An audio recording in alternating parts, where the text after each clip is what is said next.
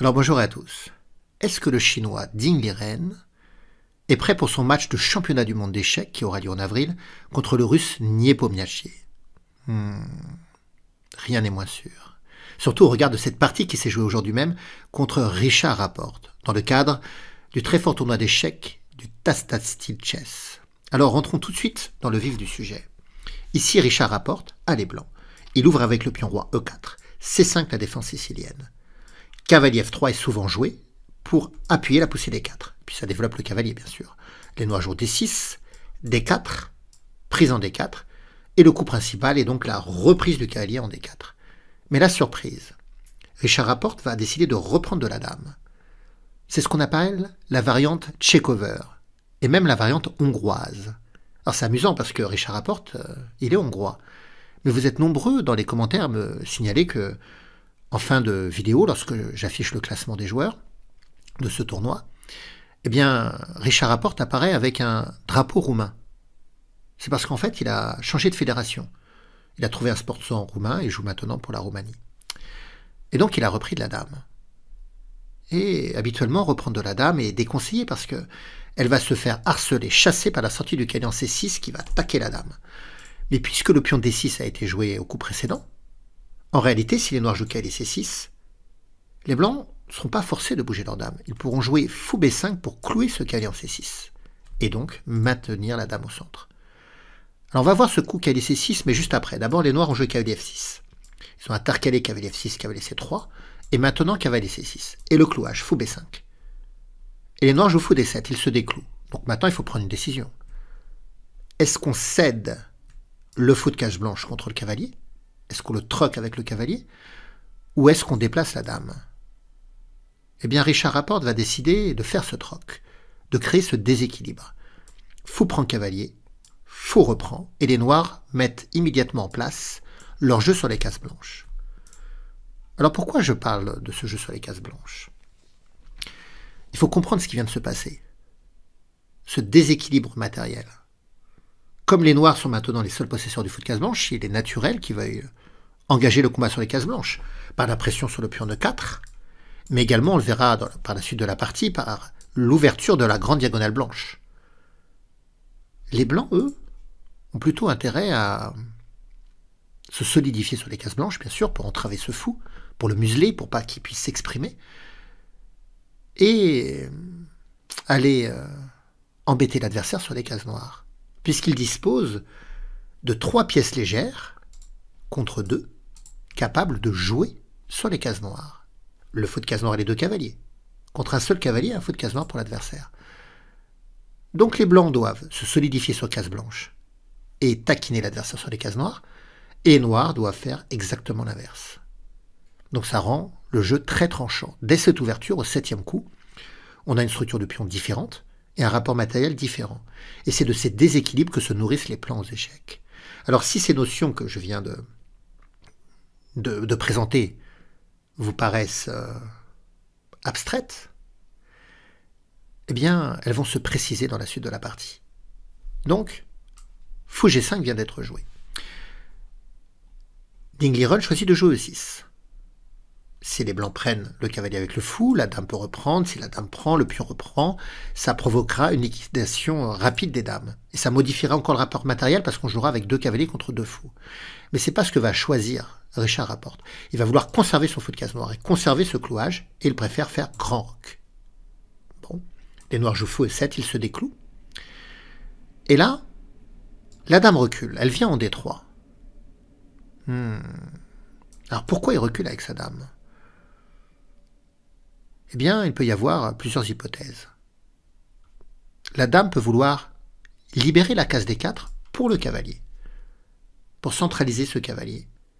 Ce qui permet également de libérer le pion F2. Si le cavalier décolle de F3, ça libère le pion F2 qui peut soit venir en F3 pour solidifier la structure de pion avec le pion G2, qui protège le pion F3, qui protège le pion E4, qui obstrue comme ça, la diagonale du fou. Soit, après cavalier D4, on peut aussi libérer le pion F2 pour monter un peu plus à l'assaut, prendre l'espace. Donc je ne sais pas vraiment ce qu'avait préparé Richard Rapporte, mais en tout cas, ça va être désamorcé immédiatement par Ding Liren qui joue dame à 5. Avec la pression latérale sur le fou. Il ne faut pas l'oublier. Donc le cavalier en F3, il décolle pas, il ne peut pas aller en D4, c'est pas possible. Les blancs vont donc jouer H4. Ils protègent ce fou, et en même temps, si les noirs décident de faire un petit roc, peut-être que le pion H pourra avoir un rôle dans l'attaque du petit roc noir. Alors qu'ont joué les noirs? Ils ont joué H6. Ils questionnent le fou. Et ici, Richard Rapporte, il ne veut pas le troquer contre le cavalier en F6, il préfère le ramener en D2 et créer ce vis-à-vis avec la dame noire, ce qui peut être assez désagréable pour la dame noire qui préfère reculer en A6 et ça va provoquer l'échange des dames. On va donc avoir un échange de dames rapide et un milieu de jeu sans dames. C'est difficile encore de parler de finale parce qu'il y a beaucoup de pièces sur l'échiquier. On parle souvent de ce type de position comme des milieux de jeu sans dames. Bon. Et là, il ne faut pas oublier que les blancs ont donc 2 attaques sur le pion E4 qui est défendu qu'une seule fois. Alors, Richard Rapporte, il va amener une tour en E1. Alors, quel tour? C'est toujours l'éternelle question aux échecs, c'est de savoir quel tour on va mettre quand on a le choix des 2 tours. La plupart des joueurs ici ont décidé de mettre la tour H en E1. Mais Richard Rapporte va préférer mettre la tour D en E1 dans cette partie. Et maintenant que le pion E4 est à nouveau bien protégé contre les attaques noires, le cavalier F3 est à nouveau capable de venir en D4 pour attaquer le fou noir et libérer le pion F2. Et on peut toujours s'intéresser aussi à la poussée E5. Alors les noirs vont parer à ces 2 menaces en jouant E5 eux-mêmes. Comme ça, ils bloquent E4, ils fixent la faiblesse sur E4, ils soustraient la case D4 au cavalier blanc qui ne pourra pas y aller, et la poussée E5 n'existe plus. Alors le plan de Richard Rapporte va être intéressant à trouver maintenant. Il va initier une manœuvre de cavalier.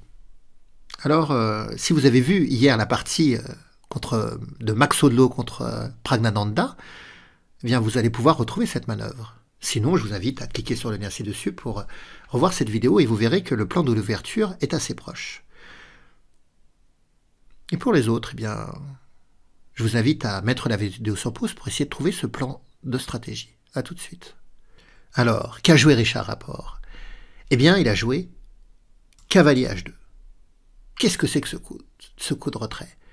Eh bien, cavalier H2, il faut comprendre déjà que le cavalier en F3, qu'est-ce qu'il faisait? Attaquer E5 qui est défendu par un pion? C'est pas sérieux. Chercher à aller en D4? Impossible. G5 non plus, il y a le pion en H6. Donc finalement, le cavalier n'a pas de travail ici. Alors, cavalier H2, il y a 2 idées. Une idée offensive et une idée défensive. L'idée défensive, on l'a, c'est de libérer le pion F pour venir en F3. Et donc on aura G2 qui protégera F3, qui protégera E4, ce qui murera bien le fou C6. Et l'idée offensive, c'est que le cavalier en H2 peut se recycler en F1 et en E3, et après bondir sur la case D5 ou la case F5. En tout cas, lorgner sur ces cases. Donc le cavalier cherche à venir en E3 pour avoir des meilleures cases à jouer. Alors regardons ce que va jouer Ding Liren. C'est assez amusant. Parce qu'à ce retrait de cavalier en H2, il va faire un retrait de cavalier en D7. Lui, son idée, c'est de libérer le pion F pour aller en F5, pour aller taper sur E4 et ouvrir la grande diagonale blanche. Et regardez ce qui se passe. Cavalier F1, F5 est joué. Alors si on prend F5, on va perdre le pion G2. Rapporte préfère jouer F3, prise en E4, et cavalier F6. Le cavalier revient en F6, en ayant fait son job, en ayant libéré le pion F qui est venu en F5 attaquer E4. Et donc, la double attaque est de nouveau là. Les blancs sont contraints de défendre, et ils n'ont plus de pion F pour venir en F3, solidifier. Plus question maintenant de jouer cavalier E3, parce que ça masquerait la défense de la tour sur le pion E4, et ça perdrait le pion. Donc du coup, Richard Rapporte replace son cavalier en G3. Ici, tour F8 a été joué, la tour sur la colonne ouverte. Le cavalier est venu en F5, taquine le pion G7, tour F7 est joué. Et H5. Ça, c'est intéressant ce coup. Donc la tour protège le pion H5. L'idée, c'est de fixer la faiblesse du pion G7. Rappelez-vous que si les noirs jouent G5, il peut y avoir des prises en passant. Il faut connaître la règle, bien sûr. Donc H5. Les noirs ont joué fou et fuite. Et finalement, le cavalier est revenu en G3. Alors vous allez me dire pourquoi il revient en G3 alors qu'il n'est pas contraint de retourner dans son camp. Et là, c'est assez fin. Il faut comprendre que le cavalier en F5, il est bien placé. Il afflige de multiples pressions dans le camp noir. Alors pourquoi ce retrait de cavalier en G3? Eh bien, Richard Rapporte a vraiment la volonté de protéger correctement le pion E4, parce que cette fois-ci, il veut bouger le cavalier C3. Pourquoi il veut bouger le cavalier C3? C'est pour permettre la poussée du pion blanc en C4, pour prendre en étau la case D5, pour bien contrôler cette case, fixer le pion D6 qui pourra du coup plus avancer. Et si on arrive à fixer D6, comme E5 est bloqué, G7, s'il avance, il y a la prise en passant, H6 est bloqué, eh bien le fou F8 est enterré. Vous voyez, les blancs ont la volonté de reculer leur cavalier, de jouer C4, même peut-être B3, et après, de réaiguiller le cavalier au contrôle de la case D5, mais en tout cas de fixer cette structure noire sur case noire pour rendre le fou mauvais. Un mauvais fou, c'est un fou qui est situé sur la même couleur que les pions et qui est enfermé derrière sa structure de pion. Donc les blancs, ils vont vouloir ici tout plomber comme un dentiste, tout plomber sur case noire pour que le fou de case noire ne puisse pas s'exprimer. Alors regardons la suite de la partie. Tour C8. La tour vient sur la colonne se mettre face au roi. Et puis si les blancs ont la volonté un jour d'avancer le pion C4, le pion C4 il sera face à la tour également. Mais cavalier D1 a été joué. Donc il fait son plan quand même, Richard Rapporte. Tour F en C7. Les noirs doublent les pièces sur la colonne C. Fou A5. On repousse la tour, on la déloge. Tour D7. Et là, tour H4 a été joué. Alors vous allez me dire, mais pourquoi il n'a pas joué C4 puisque c'était le plan? Le problème, c'est que C4, c'est un peu prématuré ici. Le pion C n'est pas protégé face à la tour. En réalité, les noirs pourraient se libérer avec la poussée en D5. Parce que si le pion prend, par exemple, on est capable de reprendre du fou. Et le pion ici est cloué et il est attaqué. Donc Richard Rapporte va jouer tour H4. Protège le pion E4. Et puis, en cas de C4, si les noirs cherchent à jouer D5, s'il y a des prises, la tour protégera le pion C4 latéralement.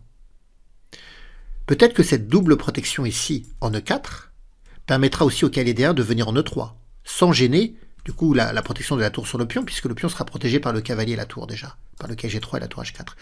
Et le cavalier en E3, c'est pareil. Il appuiera la poussée C4, il la protégera, et puis il contrôlera D5 pour lutter contre la poussée en D5. Vous voyez, on est vraiment sur une guerre de manœuvre. On essaye, avec les blancs, de désamorcer la poussée des 5 et de paralyser, de fixer la structure de pion des noirs sur case noire. Alors maintenant, les blancs, donc, ils vont vraiment menacer C4 ou l'enchaînement cavalier E3 puis C4. Et les noirs risquent vraiment de se faire tout plomber. Alors, Dingeren, il réagit. Il y va. Il joue D5. Il veut libérer son fou de case noire et en même temps libérer son fou de case blanche. Il veut en fait totalement ouvrir la position pour donner du jeu à sa paire de fous, parce qu'on sait que les fous s'expriment dans les positions ouvertes. Et les blancs cherchaient justement à conserver cette structure de pion verrouillée, fermée. Le problème de la poussée D5, c'est que l'échange du pion E4 contre le D5 va libérer la tour noire à l'attaque du pion E5 et en vis-à-vis du roi ici. Alors on va voir ce que ça va donner. Pion prend, fou prend, tour prend E5, échec, roi F7. On peut se dire les blancs gagnent un pion, mais c'est pas si simple, hein, parce que le fou ici il attaque le pion G2, les noirs menacent fou D6 avec les enfilades comme ça, tour cavalier, la position s'ouvre, les tours noirs sont bien placés sur les colonnes C et D, c'est très dangereux quand même cette position. Alors Richard Rapporte a bien conscience que la position s'est ouverte, au profit de la paire de fous. Et donc il va vouloir casser la paire de fous. C'est souvent ce que l'on fait quand on lutte contre la paire de fous, on va essayer de retirer un fou à l'adversaire. Et là, il va donc jouer fou B4. Après tout, le fou F8, sa diagonale s'est libérée, il n'y a plus de pion D6 comme tout à l'heure, donc il va finir par se mettre à jouer. Alors que le fou A5, finalement, n'avait plus beaucoup de travail. Donc avec fou B4, protégé par la tour, on voit toute, finalement, l'intelligence d'avoir mis cette tour en H4, et même d'ailleurs, toute la pertinence, tout à l'heure, qu'on devait choisir quel tour on mettait en E1, d'avoir mis la tour D en E1 et d'avoir laissé la tour H en H1, qui a pu venir en H4 et qui maintenant défend latéralement. Je ne sais pas si tout cela a été préparé, mais par rapport à des joueurs de ce niveau, c'est possible que des préparations d'ouverture aient été très poussées en préparation de ce tournoi. Alors, fou prend G2 a été joué. Fou prend F8. Roi prend F8. Et cavalier E3. Attaque le fou qui recule en B7. Et B3. Donc les blancs, ils ont aussi la volonté de jouer C4. Parce que maintenant qu'ils ont cassé la paire de fous, les blancs, qu'est-ce qui reste comme déséquilibre? Il y a la structure de pion. La structure de pion, ici, elle est plutôt à l'avantage des blancs. 4 pions contre 4, mais là, on a des pions doublés. Là, nous avons une structure de 2 pions contre 1 qui est pour l'instant fixée. Et les blancs ont un pion passé, le pion C2. Il n'y a pas de pion noir pour l'arrêter. Donc il pourrait aller dans C4. Alors, bien sûr, les pièces noires vont essayer de freiner son ascension. Mais c'est justement un travail que l'on va donner en plus aux noirs, de surveiller ce pion C. Alors les noirs ont joué tour E8. Donc là, il y a eu l'échange des tours, tour prend, roi prend, et C4. Roi F7, roi C2, G5. On pourrait s'attendre à la prise en passant, mais ce que va faire Rapporte est préférable. Il va reculer sa tour en H2 et il va laisser sa structure. Parce que son idée, c'est peut-être de rentrer en F5 avec le cavalier, d'aller attaquer justement H6, la faiblesse du pion H6. Pas facile à défendre depuis H6. Hein. Le roi ne pourra pas aller en G7, lequel il contrôle. Le roi ne pourra pas aller en G6, le pion contrôle, vous voyez. Alors le roi était en E6. Et finalement, là, les blancs, ils vont s'orienter plutôt sur le coup tour E2. Parce qu'après tour E2, on crée un vis-à-vis avec le roi noir, et on s'apprête à faire une découverte de cavalier, c'est-à-dire à bouger ce cavalier et à infliger un échec au roi noir. Les noirs jouaient fou F3, ils déstabilisent la tour, mais qui recule en E1, bien sûr. Alors là, le fou, il n'est pas venu en F3 pour rien. Il était venu pour attaquer la tour, mais également pour doubler les attaques sur le pion en H5. Et Ding Liren va céder à la tentation et va prendre ce pion en H5. En réalité, il a cédé à la provocation avec fou F3, qui va attaquer la tour sur case blanche et le pion sur case blanche. Tour 1, et là, il prend. L'analyse montre qu'il aurait mieux fait de se décaler en D6. Parce qu'après la prise, cavalier prend H5, il va y avoir une attaque à la découverte très très forte, mais assez subtile, c'est pas en un coup. Il va y avoir un placement spécifique du cavalier. Alors je vous invite à mettre la vidéo sur pause si vous voulez chercher d'ailleurs ce que vous joueriez, où vous mettriez votre cavalier, et puis on débriefe après. À tout de suite. Alors, avez-vous trouvé le bon coup? Pas facile, hein. Rapporte, il va mettre son cavalier en G4. Il fait échec, donc. Alors, pourquoi il met son cavalier en G4? C'est qu'il a envie, finalement, d'accéder à la case de 5. Par exemple, si le roi... Il n'a pas beaucoup de cases, le roi, d'ailleurs. Hein. C'est soit il vient en D6, soit il vient en F7.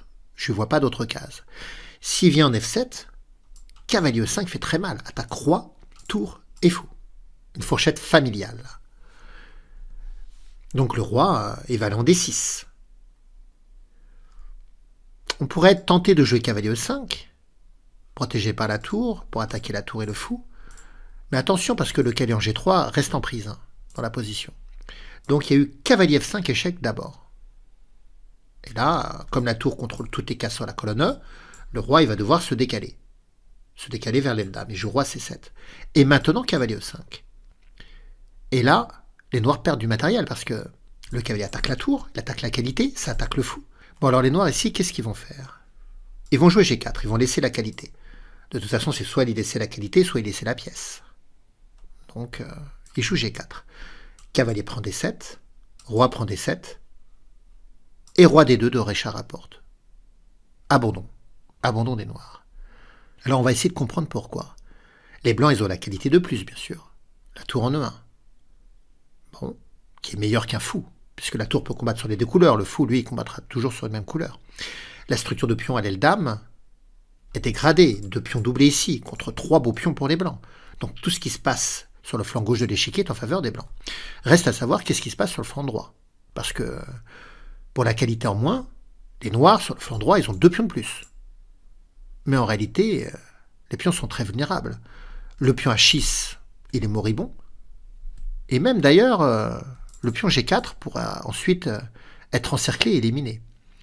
Si les noirs jouent par exemple G3, on pourrait prendre le pion H6, mais ce qui est mieux, c'est même d'éliminer le pion G, qui est pour l'instant le pion le plus dangereux. En jouant par exemple tour G1, on l'attaque 2 fois. Et si le pion vient en G2, cavalier H4, on attaque le fou qui devra reculer et on pourra éliminer le pion G2. Donc finalement, tout ce qui va se passer à l'aile roi va se faire éliminer chez les noirs.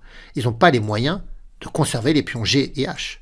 Et ils devront jouer avec une qualité de moins et un pion C très fort, un pion passé pour les blancs, et des faiblesses sur les pions, sur la colonne A.